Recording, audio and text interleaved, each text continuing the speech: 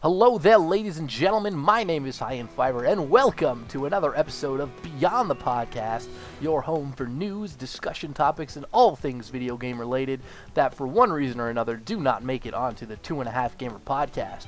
The game in the background today will be the Shadow Era TCG. This is something that I've been playing for a couple of months now and has some relevance to today's topics, which include a follow-up on something we talked about last weekend, as well as some news on the Guild Wars 2 front. This is a game that I know a lot of people are excited about, myself included, and having some more news dropped is always a good thing. As always, everybody, if you would like some questions answered or some opinions that you would like to share on this show, please feel free to email them into beyondthepodcast@gmail.com. I'd love to hear from you and include you in the show with future topics. Now, let's start off today with talking about Kickstarter. This is a topic we talked about last weekend, focusing on the Wasteland 2 and the Double Fine Kickstarters. Wasteland 2 has about 27 days left, and they've received $1.4 million, which is about $500,000 more than they needed to make Wasteland 2. So Kickstarter has really been showing a lot of success. In fact, the Shadow Era team has used a Kickstarter so that they can create physical cards for their trading card game.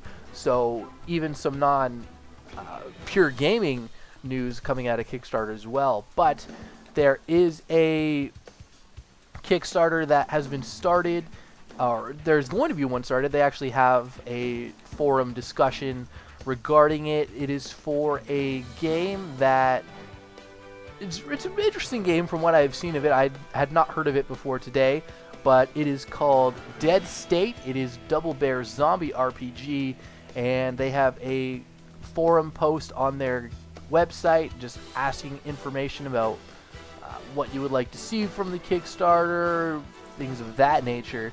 So here's another game that is going to be turning to Kickstarter and its fans to say, hey, can you help us out here? We want to make this game, but we don't have the funding to do so. If you help us out, then we'll be able to do this. And Dead State is a game from Iron Tower Studios. I believe it is a team of about 10 people, so certainly an indie dev, so it's nice to see that even indie devs have going towards the success of Kickstarter to help them out a little bit, and I wish those guys the best of luck. And if you would like to see the topic and get some more information about Dead State, there will be a post or a link to the post in the description of this video, and you can learn out about another zombie game, because zombies are awesome. If there's anything we've learned in the last couple of years, zombies sell. So, but enough of that topic. Let us jump right into Guild Wars 2. Now, a lot of people have been excited about Guild Wars 2. I know that I have myself. I didn't play the original. I played other MMOs, but it is certainly a game that was successful enough for ArenaNet to say, hey, let's make a sequel. And they are actually going to be using microtransactions in Guild Wars 2. And that's kind of an interesting thing, because this is not something that was used in Guild Wars that I know of, but microtransactions have become a very big market in terms of MMO gaming, especially if you look at games like Dungeons & Dragons Online or Lord of the Rings Online. Of course, games like League of Legends come to mind. All of these games use microtransactions. While the game itself is free, or either fully free or to an extent, these developers still need to make money one way or another, and microtransactions are what they're using to do so. In the past, free-to-play games really relied on microtransactions to get a good experience with the game, which is why free-to-play games in the past did not have a good stigma about them. They were typically really big, disgusting grind fest, and nobody really enjoyed them. But when DDO and Lord of the Rings went free-to-play, microtransactions kind of showed you the right way to do it. Of course, League of Legends, Heroes of New Earth, the other League of Legends-esque game that's free-to-play, these are successful games.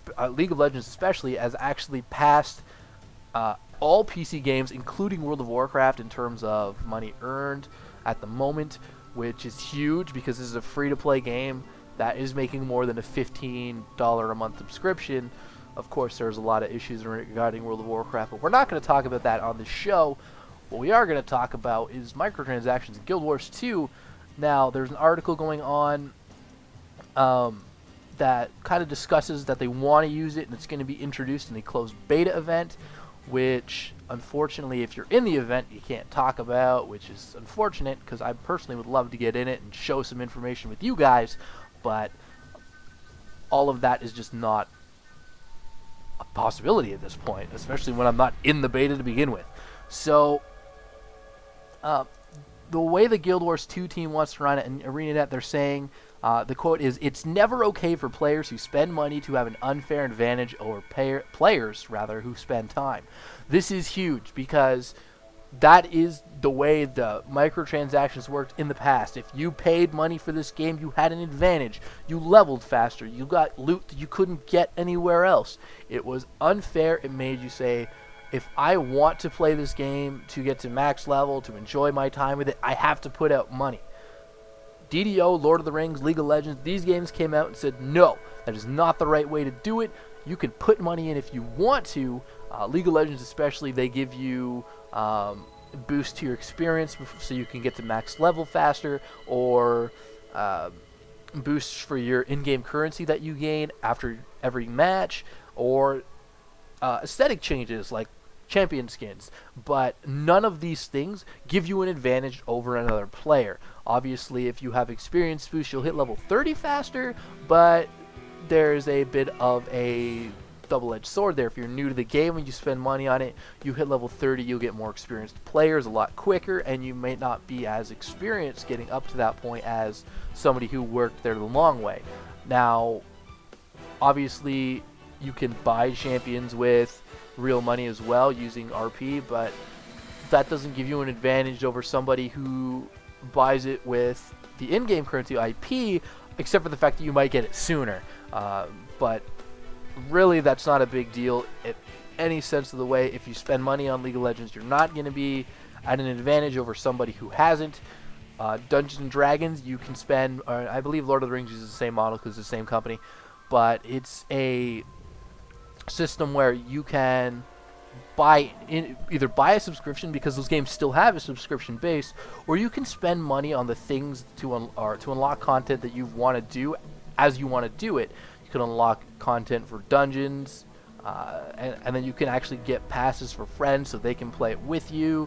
So they have ways where they unlock some more of the game that you wouldn't get otherwise, but they're not saying, give me $20, I'll give you a new item that nobody else will have unless they paid money, experience boost so you can, not have to sit there and grind for days to get a level, etc., etc.